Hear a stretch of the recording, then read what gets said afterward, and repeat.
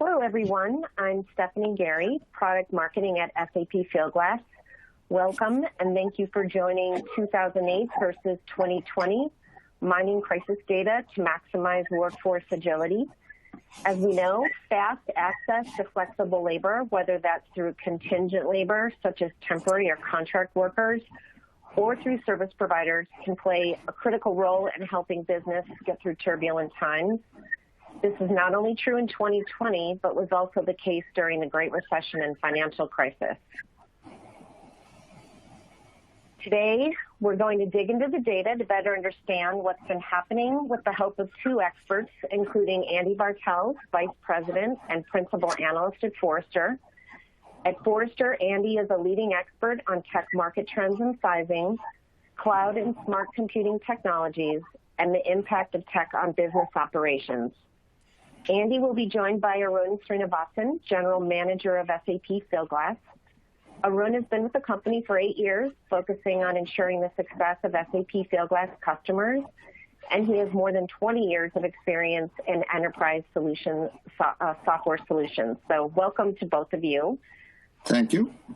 Thanks. And today, Andy and Arun will walk through data from 2008, and they will dig into 2020. And that will be followed by highlighting implications for what might lie ahead in 2021 and 2022. And as we go, please submit your questions in the Q&A window. Andy and Arun will take your questions at the end. So I think we're ready to begin. And Andy, will you kick us off, please? Certainly, and thanks for the opportunity to be part of this webinar. I have two roles at Forrester. One, I am the chief economist, and I do all the tech market sizing and forecasting. And as part of that, I, of course, try and understand what's happening in the dynamics of the market, both from an overall economic perspective as well, what that means for different sectors and different parts of the economy, such as employment. Second part of my role is I cover buy-side technologies, procurement, sourcing, contract management, and in this particular case, what I call service procurement or vendor-managed services, systems that companies use to manage the purchase of contractors, of consulting firms, outsourcing services, et cetera. So what we're going to start with is some data from the last recession.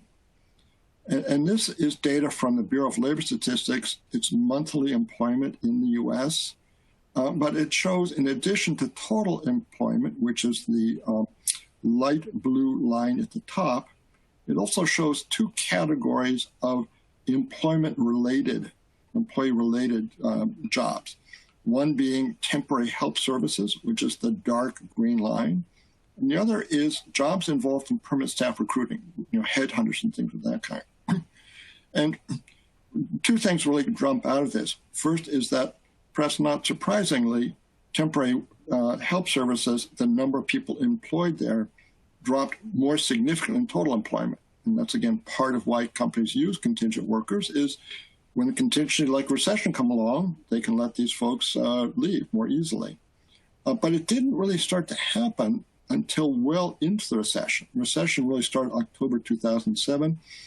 The big declines in contingent workers really took place almost a year later, starting in October 2008 through October of 2009, when things start to turn up. Permanent staff recruiting actually declined more rapidly and earlier. So this is certainly a pattern. We saw that, yes, temporary worker help did go down, but not as dramatically as you might think. If we shift focus and look at the more current recession, the one that started really in March of this year, you can see actually a quite different pattern. First of all, is a much steeper drop in total employment. Again, that that bluish line, which dropped by really 15% between March of 2020 and April of 2020. A very sharp drop.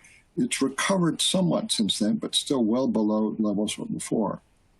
But this time, temporary help services dropped even more rapidly. You can see it dropped by over 30% in that March. It's come back, but still well below the level before. So what's happened in this recession is that temporary work has really borne the brunt of a lot of the cutbacks in employment, as that sharp pain of the pandemic and the shutdowns and everything related to that causes really deep decline much deeper in overall employment, much deeper than the decline so far in permanent staff recruiting. Now, that just kind of assumes that there's a certain pattern here, but Arun, you've had a chance to look at similar data from your own perspective in terms of the data that Fieldglass is capturing. So what do you see? Thanks, Andy. Hello, everyone. Yes, we have the benefit of hindsight here because we've been capturing contingent workforce data for almost 20 years now.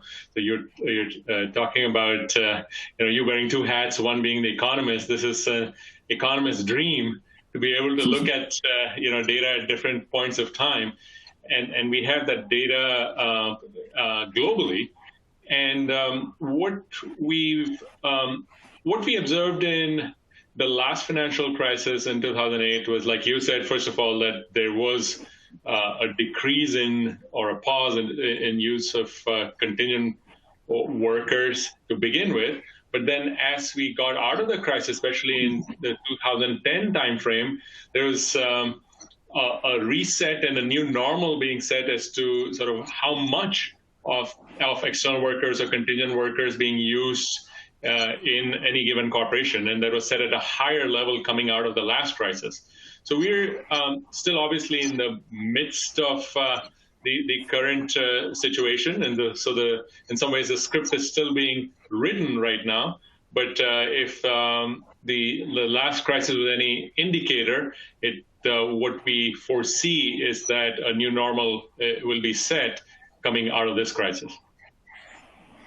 Now, you show here data through July of 2020. Do you happen to know what the data was for August? Any indications of whether it continued that upswing or whether you started? It is continuing. So we do see a continued upswing, but then there are other nuances there here, which we'll get into as we get into the other slides, where you see variation by either geography, variation by in tenure, and then also variation by different types of engagements, whether they're the classic time-based contingent workers or statement of work-based consultants. Okay. So that was last time. We've got a shadowing of what's been happening so far. So let me do a little bit of a forward look as to what we at Forrester think is going to happen here. And I'll start with the broader macroeconomic data. As you can see here, this is U.S. real GDP. It's quarter-to-quarter change at an annualized rate. So it's basically taken the rate of change from Q1 to Q2 and then compounded by 4 times to give you an annualized rate. As you can see, real GDP had a real sharp drop on an annualized basis, about 30%. On a quarterly basis, it was about 7%. That's far deeper than the decline that occurred at the similar point in the 2007 to 2009 recession, when the decline was much smaller, about 10% decline. Because of that deep decline in Q2, it's not surprising that we expect to see a rebound in Q3, because we've seen, as some of the data showed, some recovery of employment in there. But as we look forward, we see 2 pathways that recovery might take. One pathway is what we call a scenario B, which is when there is a return to growth, but it takes a while to kick in. The other scenario, which we hope doesn't arise, we call scenario C, where the recession worsens and worsens and worsens and lasts all the way pretty much through 2021. Our own assessment is that scenario B will be about 70% probability, but scenario C, where it's a real prolonged recession, can't be ruled out, and that does follow similar patterns. In part, the underlying trend here is we're shifting from a recession which was clearly very sharp but very narrowly focused due to the pandemic, to what I think is going to be a more traditional broad-based recession that's going to impact more of the economy. Now, as we then look at what this means, if you just plot, for example, real GDP, you can see even in Q1 there was a slight slowdown. Q2 was when the big drop came. Q3, there will be a rebound, but it's only going to come back a little bit. Q4 and beyond, we think there's a real risk we're going to have another quarter of negative growth, a couple of quarters in Q4 and next year, and a fairly weak recovery will still leave the economy well below the rate of activities prior to the recession. If you then look at employment, you can see that employment path where it dropped significantly in April, came back in May, in June, and July, and in August, but we think there's a real probability that it may actually decline again in September when the data comes out. We see a number of indicators of companies who are doing layoffs. There's a lot of concern about this lack of unemployment benefits, extended unemployment benefits. So there's a risk we think the economy's going to slip back into a longer recession in September and October, and that's part of what's going to be in the landscape to come. Now, as we then look ahead at what this means, this is the picture so far. It's been very narrowly concentrated. Half of the job loss has occurred just in these 9 industries you see there, where job losses during 2020 have been 10% or more. Mining industry, broadcasting and motion pictures, admin and supportive services, which is where temporary workers fall, arts and entertainment, recreation, accommodation, food services, other services. With the exception of mining, these are all ones that are directly impacted by the shutdown of business activities, especially of recreation, of food services, of travel, etc. But note that this industry is only represent about 26% of total U.S. jobs. Only about 16% of total U.S. payrolls, and only 11% of total purchases, B2B purchases. The next sector down, which had some impact, construction, manufacturing, retail, real estate, education, healthcare, social assistance, that represented about a third of the job loss. That's about half of the employment in the U.S. It's about 40% of total payrolls. It's about half of overall B2B purchases. So that's a sector that's kind of vulnerable.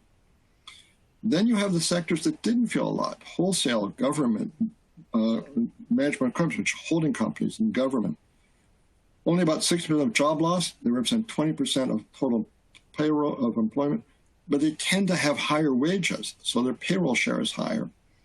And they're only about 21% of B2B purchases. Lastly, and this is the sector we kind of worry about, is parts of this. Industries like utilities, finance, telecom, software, information services, they only had 1% of the job loss. They represent about 7% of U.S. employment, but 14% of payrolls. High salary industries that pay a lot, and a large portion of B2B purchases. So we think it's going to happen is that this shift, this concentration of the downturn in that big sector will spread to other industries. And here's why. One of the key vectors of weakness is going to come from the small business sector. The National Federation of Independent Businesses surveyed their members and found that 1 out of 5, 20%, 21% of small businesses say we'll have to close in the next 6 months if economic conditions don't improve. That's a large number. That second category, state and local governments, so far have been holding on, but their revenues have been hit by drop in sales tax revenues, in fees and other revenues. They're going to start to do more layoffs, especially in the absence of any kind of support from the federal government. Financial service insurance carriers, as we saw, have almost no job losses, but that's starting to change. Wells Fargo, to pick one, announced there's going to be laying off about 13,000 workers. As small businesses fail, their borrowing from banks will go bad. They won't be borrowing new amounts. Their working capital finance will disappear. Loan losses will rise. Insurance carriers will find fewer sales to existing clients. So expect that the failures among small business will spread to other sectors. It will also spread to professional services, business services that support small businesses. They can expect one. In turn, that continued high employment is going to cause erosion in demand for consumer goods, which is going to lead to manufacturing cutbacks. So the point of this is that the narrowly focused downturn, we think, is unfortunately going to spread to other sectors, be a much more wide recession, and lead to a much bigger downturn in the economy. So, Arun, what do you have that might be relevant to this discussion in terms of your own data? Yeah, I'd love to share some insights there, Andy. But before I go there, I have a question for you, actually, which is the data you shared, is that the industry impact in particular that you just commented on, is that primarily a US-centric perspective, or do you see something similar happening in other major economies? This particular data, which we just saw, let me bring it back up, is US-specific. But we see the same patterns occurring in other countries, again, for the same reasons. There are industries that directly face consumers, that involve face-to-face involvement with consumers, where people had to go into buildings like movie theaters or restaurants. The pandemic restrictions have shut those down, but also a lot of consumers now are very nervous. So even if there were no restrictions, not many people nowadays want to go into a movie theater. Not many people want to go into, more people may want to go into a bar, but they may regret it. So this pattern does apply in other industries beside the U.S., other countries beside the U.S., but certainly this transition, I think, is one that's going to be very pronounced in the U.S. Makes sense. Thanks for sharing that. Yeah, so when we look at the data right now, and first of all, I was talking about the situation being a dream for economists, for data geeks in general. We started looking at data on a weekly basis when the pandemic started, because there are enough trends there that and things are changing so fast that then we are able to derive insights and share it with others in the community. So the first thing we've observed is that the adoption has increased. So the pandemic has been used by, and this is more from a business perspective, especially when you think about larger businesses. The pandemic has been a trigger point for businesses to break down some of those internal barriers that had prevented them from widely adopting certain solutions, certain tools. Those barriers have been broken down, and the adoption has increased dramatically. Digitization has sped up a lot more than what it did in the previous years. So that's one thing we have seen. The second thing that we have seen is that for businesses that did have access to technology, and in this case, we are sharing some data from the SAP Fieldglass community. What we see is that they started tweaking processes and adapting to changing business conditions. So, for example, in the logistics industries where there's a certain spike in demand for workers, we also saw that processes were being tweaked, and overall the cycle time got shortened for engaging a worker. And on the flip side, what is also interesting to see is that in businesses where there was still a reliance on manual processes, the pandemic has forced them to look at things differently. And there have been instances where business came to a hard stop. For example, where onboarding was a completely manual process, and you had to verify documents in person, etc. Business came to a complete stop because they did not have a digitized way of doing that. So that has been an interesting observation too, that it's not just the acceleration of digitization, but it's also the prevention of work in instances where there wasn't an alternative solution. So that was one observation that we wanted to share. The next one is related to, Andy, what you had talked about earlier and what we're seeing in specific industries and regions too. And here there's something interesting. We're still in the midst of this, but what we saw is that in the US, we track tenure for a contingent worker everywhere. So that's like the time for that given engagement, time period for that given engagement. And in the US, tenure we saw has come down. So and whereas in some other countries, for example, in the UK, the tenure is gone up by 2 months, which is quite significant for a contingent worker or an external worker. And at this point, our hypothesis is it's to do with the pay parity laws, which are more mature around contingent workers in the UK, that allows businesses clear line of sight into how to engage and what's the cost of engagement and so on. And whereas in the US, businesses are still uncertain about what's coming, and they want to be more flexible. And I'm sorry to interrupt. Yeah. But I also wonder, job support programs. In this pandemic, for example, Germany and Denmark, which had well-established programs for paying employers to keep people on the job, got expanded. So adopted in France, adopted to a lesser degree in the UK. We saw a little bit of that in the US with the PPP program. But do you think that's part of the reason here is that with that support, companies that might have let workers go are saying, look, we're getting government funding to keep people on jobs, so we'll keep our contingent workers going a little bit longer. Could that have contributed to that longer tenure in the UK, do you think? Quite possibly. Absolutely. So I referred to the pay parity law, but broadly I should say that the laws and guidelines related to engaging external workers are a lot more mature in many of the Western European nations that you just mentioned. And that just makes it, first of all, it makes it fair for all parties involved, for the workers and the businesses. And then it just gives, you have less of this sort of like a knee-jerk reaction when there's a spike or a dip. You're about to talk about industry. Yes, and you mentioned so we've seen, as you've seen, like in the U.S. in particular, while there's been a broader economic downturn, clearly we've also seen a spike in demand in certain industry subsegments, whether it's life sciences, healthcare related, high tech, certain aspects of manufacturing, not all aspects, but certain aspects of manufacturing and certain aspects of professional services.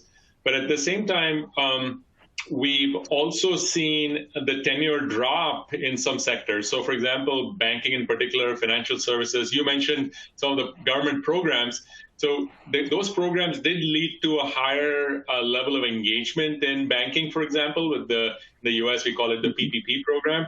And there was a higher level of engagement. However, the tenure was shorter.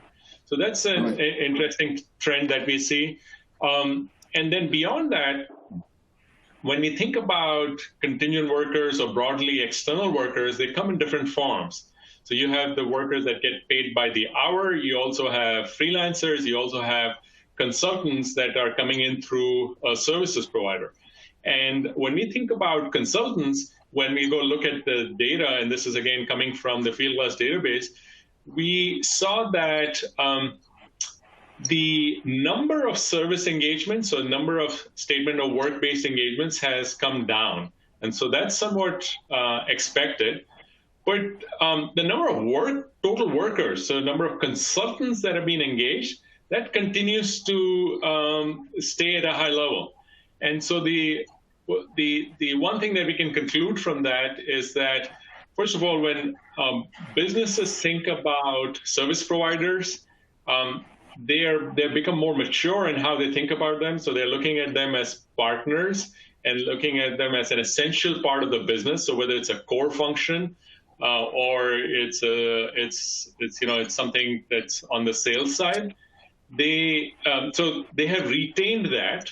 And then when they decide that this is essential for the business, this service engagement, they continue to invest in it for the long term. So they say, well, these projects are critical for the business, and we need to continue to engage them. In fact, we need to, in some cases, quote unquote, double down on them.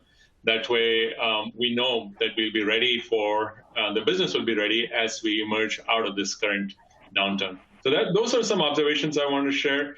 And then I'm going to hand it back to you, Andy, for what's coming up next. Well, before I do, just the one comment piece I'd want to pick up on is that stat on banking. As we've seen, banking, total employment has not fallen, but it may well be that banks are getting prepared for that by cutting the tenure of their temporary workers in anticipation that things are going to get worse. But coming back to that broader trend, this is really part of a larger set of patterns that's been arising about the mix of resources. So certainly one of the changes that's occurred since the last recession is a broadening of the categories of contingent workers. Back in the 2007-2009 recession, the dominant category of contingent worker were staffing agency workers, workers that came to a company through a staffing agency. And that's still a key part of the market. These vendors provide common skills that have a steady recurring demand. And so they operate a pool of workers that they build up that have these major, but typically mid-skilled job categories that they can easily fulfill. And the agency plays that role of both managing credentials and placement, but also tracking the payment and performance. And that's a value they deliver both to the companies and to the individual workers. But agencies also take a cut of it as part of the revenue. And that cut creates an opportunity for new categories of workers. So certainly one of the major trends that we've seen, and I know you've seen as well, is this rise of the freelance market. Typically, these are people with specialized skills, people that can leverage their skill to pick the jobs they want to. They don't have to, in a sense, market the skills. These are skills in high demand, or specialized skills that they recognize companies want. So they don't necessarily need a staffing company to be their agent. They can find marks to do it. It's often these people are ones who actually want very irregular schedules. They are quite happy working in a gig model where they work for different ones, go in and out of the job market, pick up a lot of money for a while, take a vacation, etc. And they are willing to take on the task of it. There's a third category that's arisen as well. As this freelancer market has taken off, is what we call the corporate alumni, the kind of friends and family of a company. What's also called the self-sourced talent pool, where companies with strong brand names, companies with large employee workforces, creating mechanisms for former employees or companies who want to be people who want to be affiliated with a company to register in that pool to be available for use. And these workers bring with them the assets of knowledge and experience of the company. But they themselves may want to prefer a regular schedule. They may be retired, but not yet fully retired. They may be a parental leave or on leave to take care of children. And they're willing to work for that company on a part-time basis as a contractor. And they're also willing to take on the management of payments. And both the freelancers and the corporate alumni, as I said, this can be a win-win for both parties, because without the agency fees, the cost of the company can be cheaper, but the benefit, the return to the employee can be higher. And so those are two trends that we're seeing in the market that have certainly shaped the market since then. But with that being said, Andy, if I may? Absolutely. Yeah, so I'm just reminded of a cover of a business magazine in actually 2010 that it said the permanent temporary workforce. So as we emerged out of the last recession, it challenged our thinking and said, hey, this is what the new normal looks like. And really what we observed is three factors, I would say, that have influenced our thinking since then. And one is definitely the changing preferences of the workforce itself, like you mentioned, freelancers and others who choose to engage in a different model. The second is the evolution of the rules and regulations around this kind of work that makes it very clear and fair to all parties involved. And then the third is availability of technology, which which makes the world flatter, but also makes sure that it's equitable. I feel a lot of those factors have also contributed to how the space has evolved since then. Absolutely. So what that does mean today is that companies now have sort of 5 options they can look at from, I'll call it a total workforce management perspective. They still can turn to contingent workers and staffing companies. They now have these 2 new categories of freelancers and alumni they can tap into. Of course, they still have permanent staff, but they also have these other categories been around, but now are being viewed more holistically. The consulting services vendors that can bring consultants, project teams to work on specific projects. And of course, there are the outsource vendors, the staff augmentation providers, who take over whole functions of a company, run it for them. So certainly, that one of the major changes today for companies from 10 years ago is the need to look at this holistically, the need to look at this workforce from a total workforce perspective, and allow and be able to make the right choice against each of the different options that they might face. And Arun, I know you folks are working to support that. Can you talk a little bit about how Fieldglass is providing mechanisms for supporting a total workforce management philosophy?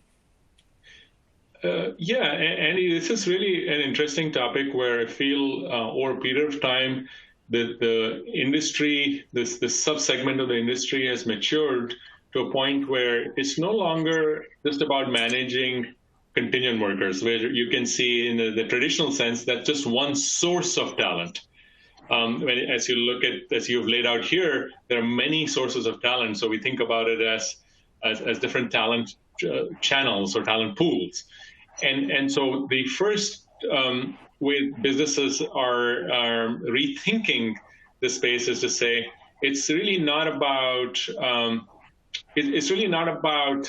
contingent workers or even freelancers or statement of work consultants. It's really about how work gets done. And in terms of how work gets done, I have different options, including the ones that are laid out here. And of course, you have your employee pool. And you also have different constraints depending on what work needs to be done, whether it's location-centric or sometimes it's the kind of work itself. There are different constraints. But when you take into account the different options that you have, the constraints that you have, the different stakeholders that are in play, you're forced to think of it more from a more holistic perspective and think of it as a total workforce that you're trying to manage today and also trying to plan for in the future. So that's the biggest shift in thinking that we have seen. And just from a solution perspective, what we do is we provide that holistic data, the ability to do that holistic analysis to say, what kind of work is best fit to be done through what channel, knowing your constraints. So whether it's cost or location, whatever the constraints may be. So that's something that we facilitate through the solution today. And it's advancing sort of like the thought process of how really work gets done in an organization. And I think what needs to be taken into account is that each of these different options have their own strengths and weaknesses.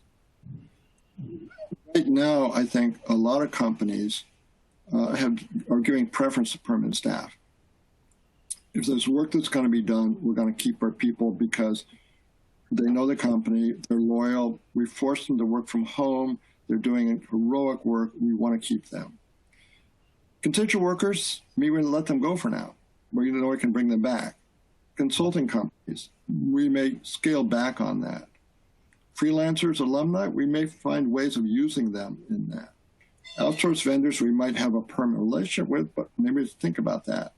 So part of this total workforce management concept is also making these judgments in terms of cost versus value versus knowledge and determining what's the right mix at the right point in time and being able to adapt this to different changing times.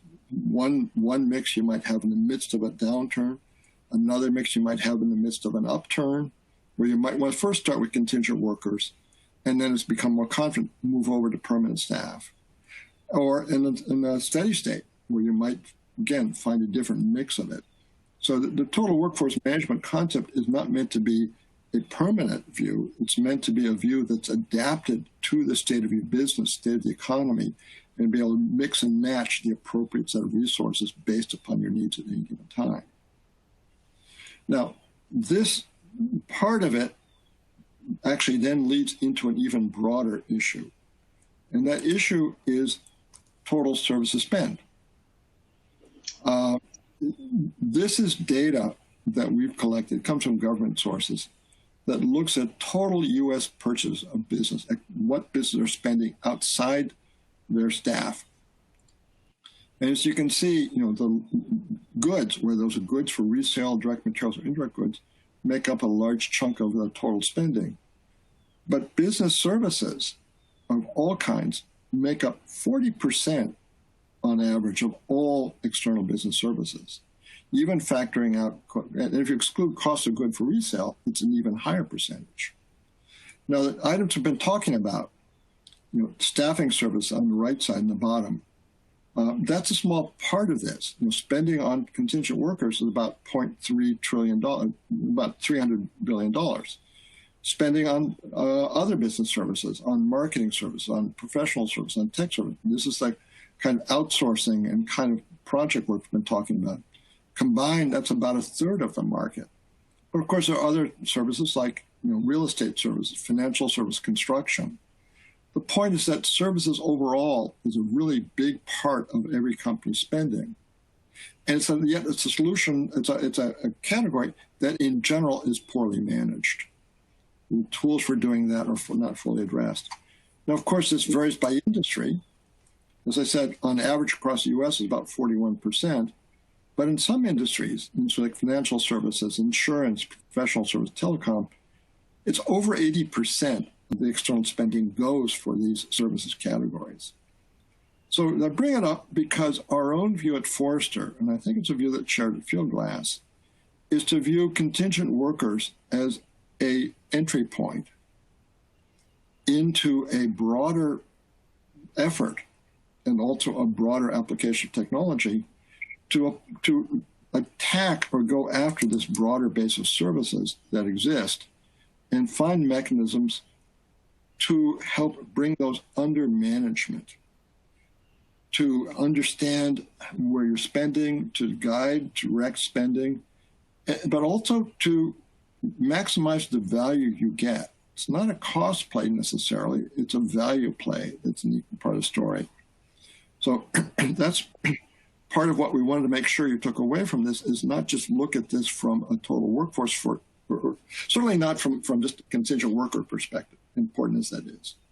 Certainly not just from a total workforce management perspective, as that is, but from a total services spend perspective, plus workforce. That's the big opportunity that exists for companies of how do you get the value from those set of resources that you use, both internal and external, to deliver the business value from that. So that leads then to the implications that we see here. But before I do, Arun, jump in on that.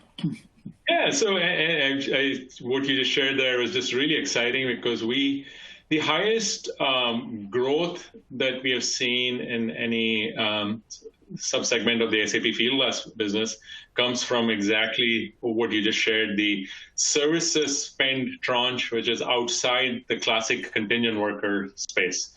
And you had mentioned that it's undermanaged, but it's also undermanaged because there are challenges there too. There are challenges that are bigger than in other regions, in contingent, for example.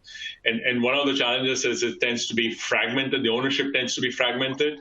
It also, in the nature of the relationship between the business and their vendor or the supplier is different. And that varies by, again, the subsegment of the service itself.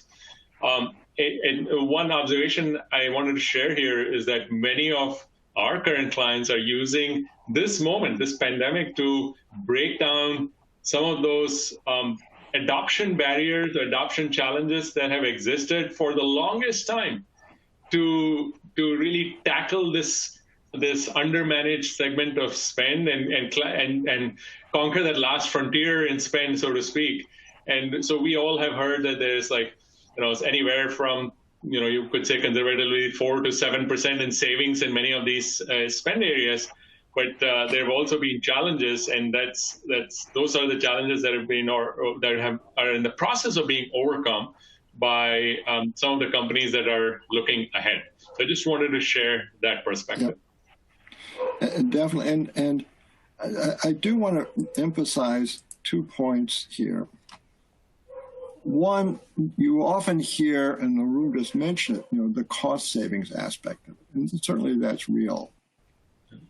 But especially with services of all these kinds, contingent workers, whether it's the value side of it that's equally important.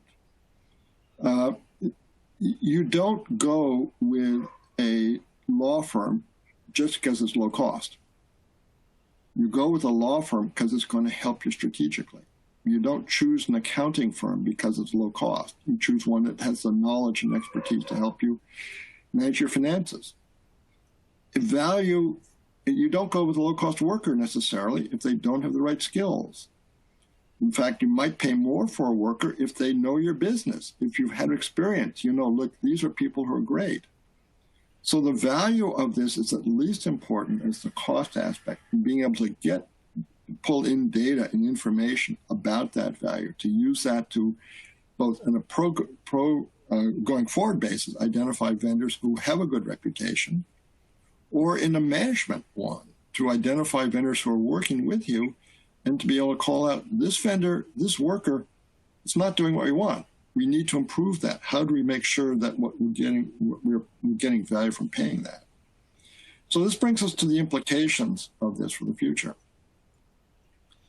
We certainly are seeing businesses, as we've talked about, using digitalized process, using tools that we're talking about for managing both contingent workers, but more broadly for broader categories of services. And that need has actually increased during this pandemic. It's increased because you now have more variability. You have more needs for quickly being able to add, increase, decrease, shuffle work around. Arun showed examples of logistics companies who've had to run around quickly and find workers because their demand has blossomed. So there's been winners in terms of jobs, and contingent workforce solutions have helped companies find those resources. As we said, the total workforce that you need changes in the broader economy. After an initial shock, the nature of that crisis is going to define where and how external workers will be engaged. I mentioned earlier, I think that as we start to recover, companies will tend to bring contingent workers on first as they're uncertain about how strong it's going to be. So it's easier to bring on contingent workers who you can let go if things did not improve as you thought than to hire workers you have to lay off. But as the economy recovers and the growth strengthens, now it shifts, no, we want to get those workers. So you'll see that change in relative use of contingent workers. Now you may use contingent workers not as a transitional device, but as a peak load device, a special device. Because of these changes, you've got to have tools, software tools, that can flex, that can adapt, be able to manage this different sorts of resources you might have. You want a software that can help you understand and give visibility in both your permanent staff, what you have for different skills, and the contingent staff, and help you choose what's the right resource for that. You want a tool that can help you not just with contingent workers, but can help you with service providers, with outsourcers, as you make those kinds of choices, and be able to give you that full visibility across all those different resources you might tap into.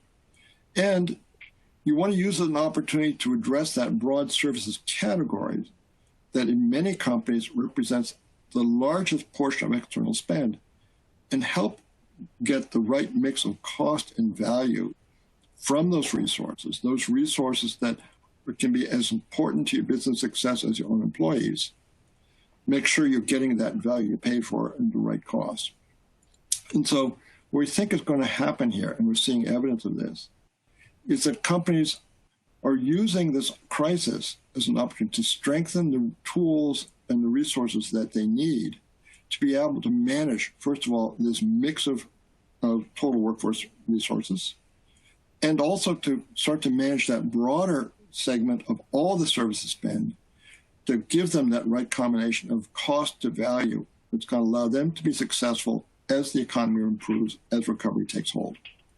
But Arun, your last thoughts as well. You covered it really well, Andy. So my only other thought there is, as we think about this industry over a period of time, prior to the last financial crisis, it was just a question of getting basic visibility, so understanding what is happening. And once that was achieved in the last 5-10 years, I would say the different sources of labor have been enabled, so different talent pools have been enabled. So it's becoming more and more about how work gets done. And now what we are getting into is, what is the true source of competitive differentiation? So this is your point about adding value. Really, when I think about how is my business going to succeed and how is this going to be better than my competitors, that's where we're seeing organizations look at their workforce holistically. They're looking at different sources of talent, and they're automating processes. They're using tools like machine learning to drive better insights there, and use the collective talent that's accessible to them as a source of competitive differentiation. So that's what we feel that organizations are most likely to focus on as we come out of the current crisis. And one last thought, and something we did not, I think, talk enough about. Remember the title of the session, Mining Crisis Data to Maximize Workforce Agility.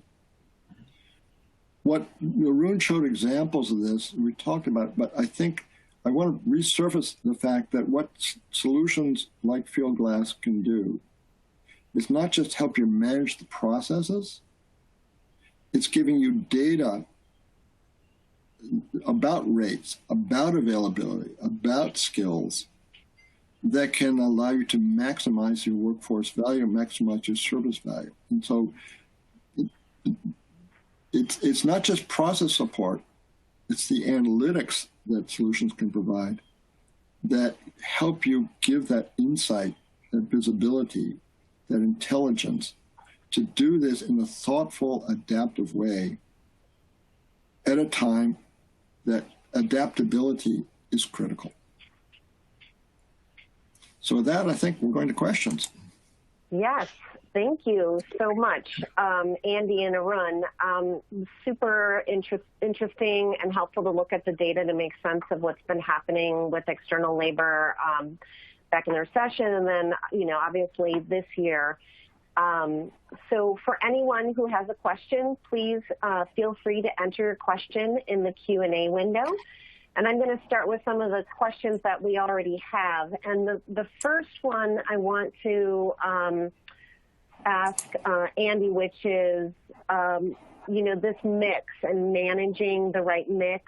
And, we've seen examples of how businesses have done that, or different industries have done that, particularly this year. But I wanted to ask Andy, where does that reside within the organization, that management of the mix? Mm-hmm. Well, it's a good question. I periodically get client inquiries asking about, should we get our total workforce management analytics out of our human capital management solution, or should we get it out of what we call the service procurement solution, the VMS tool? My answer to that is that it ought to come out of the VMS tool. It ought to come out of the service procurement tool. And the reason for that is that the wild card, the unknown, is in the contingent side. You've got the data on your employees. That's a known variable. You have that in your human capital management system. But the human capital management system doesn't have data on what's out there. The VMS tool does.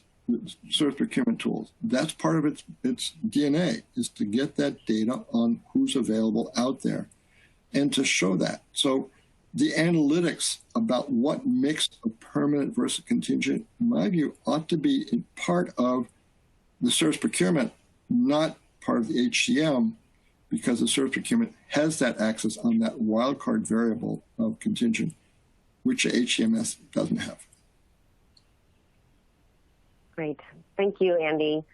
Another question here is from Arun. Obviously, you're dealing with customers on a daily basis, and what are you hearing in examples of what if you could give a couple examples of eliminating manual processes and what you've seen this year so far with removing those. Just it sounds like they're kind of going just stopping those. Mm-hmm. It's a good question, and so let me think. In terms of what am I hearing from customers? I'll share one example which is related to what Andy shared earlier, where it's not just the process of managing external workers or contingent workers. We also can capture the relevant data in a structured way so that you can derive the appropriate insights from it. So one pharma customer, for example, in the midst of the pandemic, engaged with us and actually thanked us for putting together a solution which helps them keep their manufacturing facility running with the current constraints. So, this is the first time where we've had constraints like there are workers who cannot go between certain regions. Maybe in some cases they cannot cross, in the US it would be they cannot cross counties because of various reasons, or they may not be comfortable going into work. And so using the data from SAP Fieldglass, what they were able to do is to build what they call as a skills pyramid to say, okay, across all my workers, whether they are employees or they are not on my payroll, what does the skills pyramid look like for a given position, for a given time period also, meaning for a given shift, what does it look like?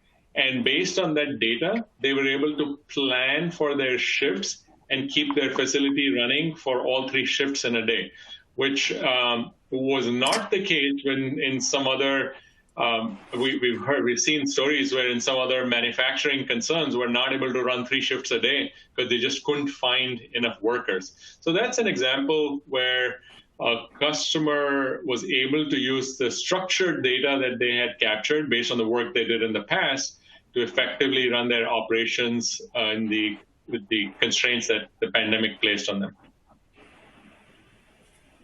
So just to follow up on that one, so have you seen sort of the speed being a critical thing this year, just ramping up and ramping down as needed, or pulling the levers? That speed is really, one of the most important pieces? It has, and then so we shared some of the data earlier where we saw that industries where the demand was as high, for example, the logistics, speed became crucial, and other fast-track processes were put in place to quickly engage the right kind of workers. We've also seen that the ramp down part also in certain segments where the need was temporary. So that's we saw data where the average tenure reduced in some regions and some industries, and where the need is truly temporary. And there it's been the external workers or contingent workers have been used to plug that gap for the short term. But both are examples of speed and agility. And we continue to see that being played out. Great. So we are about to hit the hour mark here. So I just wanted to, if there's any closing comments that either of you have. Well, before I do, I was just noticing in the Q&A box, we did get a question that maybe Arun can answer better than I can, which is, are higher skilled contingent labor and service providers faring better than their lower skilled counterparts? It's an interesting question. It's a really interesting question. Broadly speaking, I would say the answer is yes. However, there are segments where, based on, so we've seen that in this crisis, there has been, the way the crisis has hit different industries and is irregular. And that's what Andy shared earlier. And from that perspective, there are some industries where even the lower skilled service providers, staffing providers are doing well. So if you look at, truck drivers or fitters or pickers, packers, in many of those lower skilled functions too, there's huge demand. There are instances where we have had customers who've accelerated, in mainland Europe, for example, they've accelerated building of factories. What would take like 12 to 15 months earlier now takes 3 months. And so they've had to bring in workers to do that. So it's been a little bit of a mixed bag. Overall, I would say, yes, the higher skilled contingent workers are faring better. And I would agree with that, but you actually have the direct data, so you're in a good position to answer that. Yeah. Excellent. So, all right, I think we've all learned a lot today from our experts and the data that they brought to today's call. I want to thank Andy and Arun, and also to everyone who joined. I hope you found it to be relevant and insightful. You will all receive an email within the next 24 hours with a link to the recording, which you can share with your colleagues. So with that, I want to thank you all and wish you all a great day. Thank you. Thanks, everyone. Thank you. Yeah. Bye-bye. Bye.